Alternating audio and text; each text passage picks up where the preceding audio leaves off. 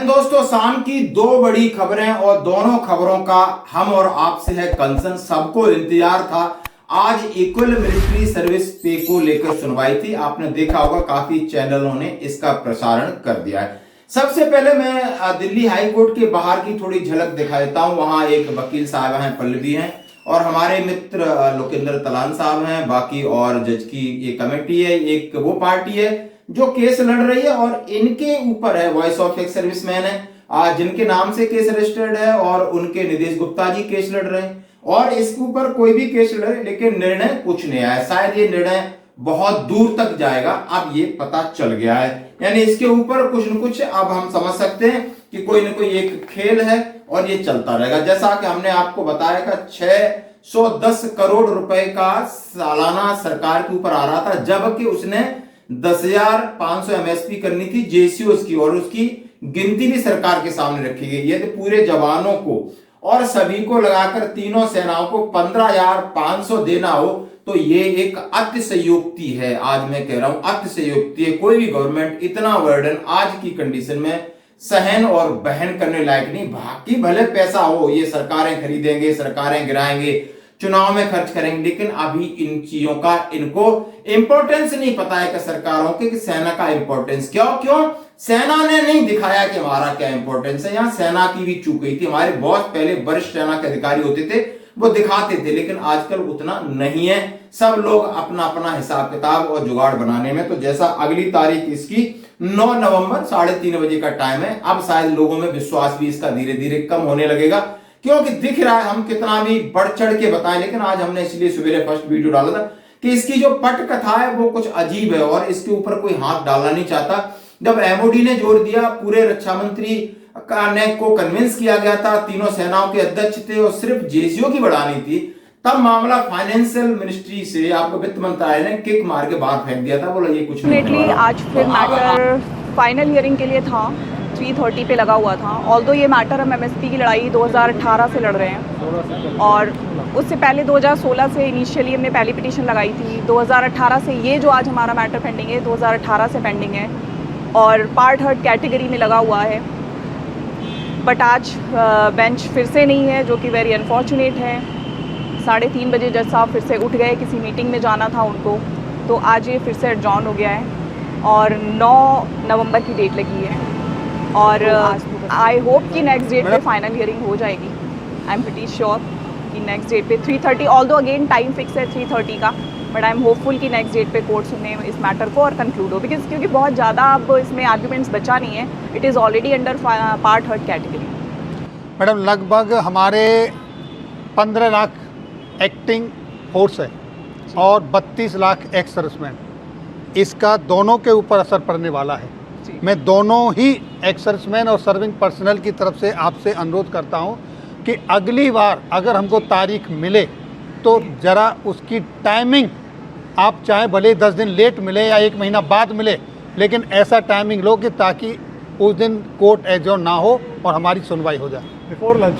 Sir, आज भी हमारी कोशिश यही थी, कोर्ट के सामने हमने मेंशन भी किया था कि या तो मैटर आप 2:30 रखिए या फिर आप इसमें कोई टाइम फिक्स ही मत करिए, सो दैट कि अपने रूटीन पे ये मैटर आ जाए और फाइनल हियरिंग हो जाए।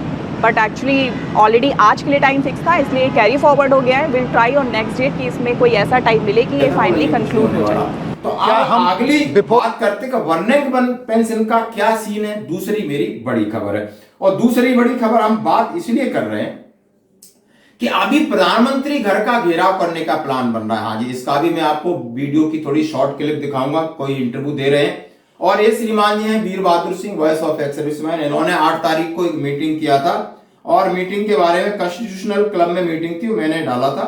और इनका अब अगला प्लान है, इन्होंने क्या एक पोस्ट किया है, जरा सुनते हैं। ओआरओपी की विसंगतियों एवं अन्य आर्थिक मांग, शत्रुतापूर्ण भेदभाव के खिलाफ देश भर में प्रदर्शन हो रहे हैं।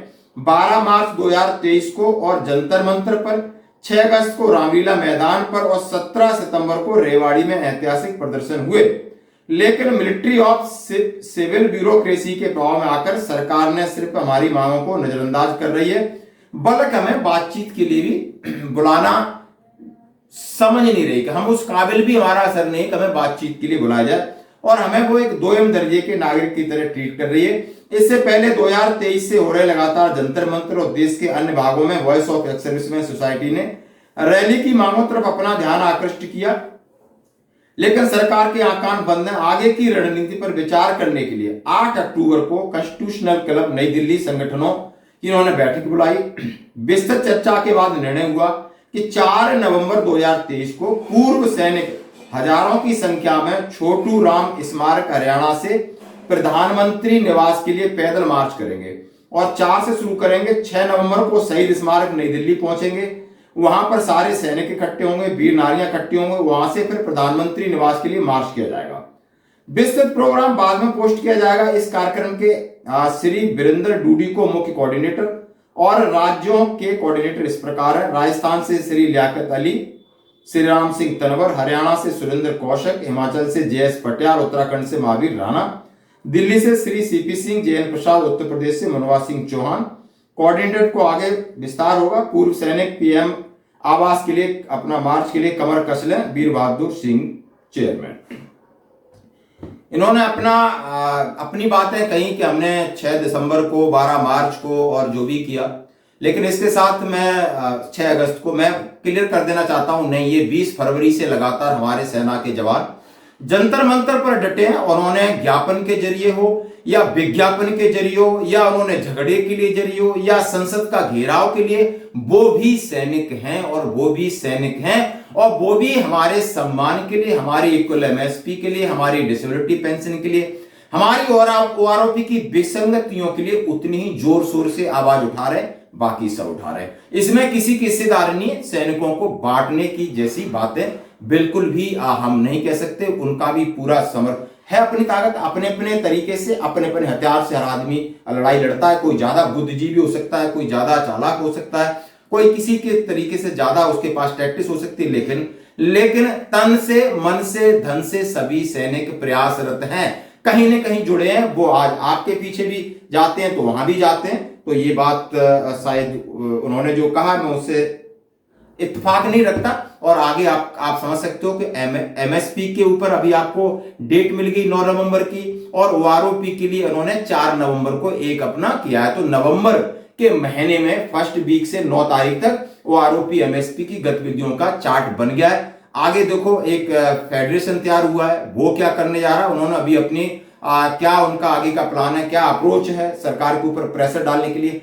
आपने देख सकते हो 5 राज्यों के चुनाव की घोषणा हो चुकी है, बिल्कुल बच चुका है। तो जो भी प्रेशर है वो नवंबर में ही डालना है, बिकॉज 3 दिसंबर को रिजल्ट आ जाएंगे, फिर ये ठंडे पड़ जाएंगे। रिजल्ट ऐसा आए कि इनको करंट लगे, ये चौंक जाएं, उससे पहले आपका रिटायरेशन बहुत जरूरी है। उसके लिए जो भी जहां भी प्रयास करता है हम उसके साथ तन मन और धन के साथ जुड़े। धन्यवाद दोस्तों।